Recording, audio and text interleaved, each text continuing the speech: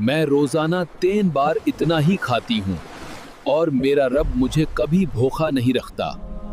हजरत सुलेमान ने अपने रब से अर्ज किया, ऐ मेरे परवरदिगार, मुझे इजाजत दे कि मैं तेरी सारी मखलूक को खाना खिला सकूं। अल्लाह ताला ने वही भेजी, ऐ सुलेमान, तुम इस पर कुदरत नहीं रखते। लेकिन हजरत सुलेमान ने बार बार गुजारिश की, पहले पूरे साल की, फिर 7 दिन की, और आखिर में कहा, ऐ मेरे रब, कम से कम 1 दिन की तो इजाजत दे दीजिए। आखिरकार अल्लाह ने 1 दिन की इजाजत अता फरमा दी। हजरत सुलेमान ने इंसानों, जिन्नातों और अपनी फौज को हुक्म दिया, सब हलाल जानवर जमा किए जाएं, बड़े बड़े बर्तनों में खाना पकाया जाए। हवाओं को हुक्म दिया गया कि धीरे धीरे चले ताकि खाना खराब ना हो। इतना बड़ा दस्तरखान बिछाया गया।